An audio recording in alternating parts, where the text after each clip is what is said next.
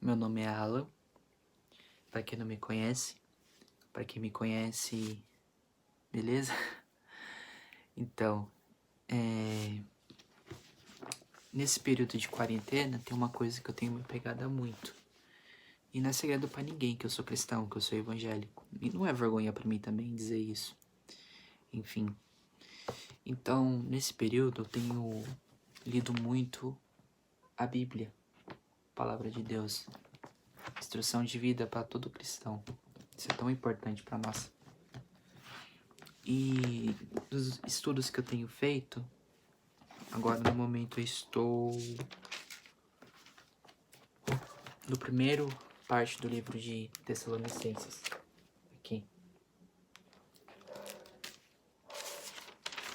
Eu queria fazer menção a um versículo que eu li, mas antes de eu ler esse versículo, eu vou contar em que circunstância foi escrito o livro de Tessalonicenses, 1 Tessalonicenses. Então eu vou dizer assim. O Tessalonicense fica localizado na Grécia. E a região de lá, muitos dos gregos que moram lá, na verdade, os moradores que moram lá, eles são muito idólatras, eles são adoradores de deuses grecos romanos. Adoradores de deuses. Tanto de César, que era o imperador que tinha lá, que sempre auxiliava ao que eles pediam e como forma de retribuição eles pagavam com a lealdade. Eles pagavam a lealdade a César em troca do favor que César fazia a eles. E certa vez, Paulo ele vai até aquela região e começa a pregar a palavra de Deus. Começa a ir nas sinagogas, nas sinagogas, e começa a falar da palavra de Deus, começa a falar que Jesus, ele morreu e que ele ressuscitou para pagar os nossos pecados. E como a palavra de Deus, ela mexe com a gente, alguns gregos que estavam ali, tessalônicos, homens, mulheres, receberam aquela palavra e começaram a se adequar ao cristianismo. Então, a partir daquele momento foi fundado a primeira igreja de Tessalonicenses. Só que como tudo na obra de Deus sempre tem uma oposição, os judeus que eram mais hostis que estavam naquela região começaram a ir contra a obra de Deus, começaram a querer oportunar, começaram a querer parar a obra de Deus. Então eles vão até Jason, que era um dos convertidos que estavam ali, e um dos convertidos atrás de Paulo e de Silas, porque Silas estava junto com Paulo nesse tempo. Só que eles vão à casa de Jason, um dos convertidos, e não encontram Jason nem Paulo. Então eles pegam o próprio Jason e os convertidos, que ouviram a palavra de Paulo e creram, aceitaram, e vão diante à autoridade tessalônica.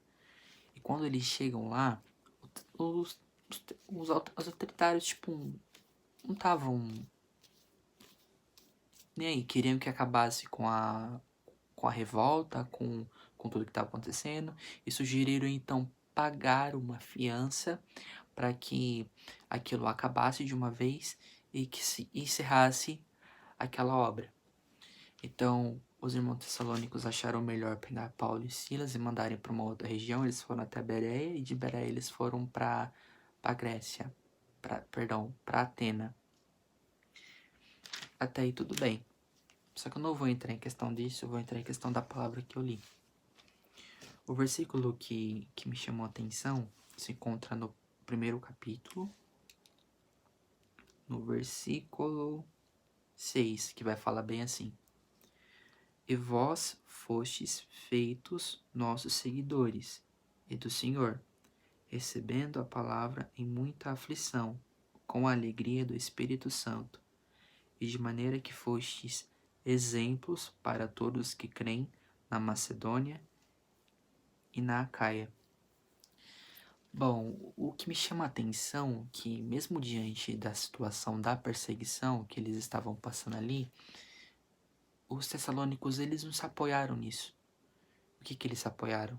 Eles se apoiaram na palavra de Deus, se apoiaram no Espírito Santo. Então eles receberam o Espírito Santo, a palavra, e isso trouxe a eles um suporte para enfrentar as aflições. Então o primeiro ponto que eu vou dizer nesse vídeo é: qual é o seu suporte? O que tem te afligido? Será que você tem se apegado à palavra de Deus? Será que você tem se apegado ao que o Espírito diz ao seu respeito? Ou você tem olhado para as perseguições? Ou você tem olhado para o medo? Ou você tem olhado para a insegurança? O povo de Tessalonicenses, mesmo diante disso, eles olharam para Jesus. Eles olharam para o Espírito. E isso foi algo tão lindo, tão belo, que mesmo diante da dor, mesmo diante da perseguição, a forma como eles creram se tornaram exemplo também para outros lugares. Se tornaram exemplo para Macedônia, se tornaram exemplo para Acaia e também para muitos outros lugares. Vai dizer isso a partir do verso 7 em seguir. Então eu quero dizer, irmão, independente do que você esteja passando na sua vida, se apoie o que Deus tem falado para você. Se apoie na palavra. Se o mundo diz para você que não vai dar certo, e se Deus está dizendo que vai dar certo, vai dar certo. Aquilo que Deus começa, a boa obra que Ele começa, Ele é fiel para terminar até o dia de Jesus Cristo.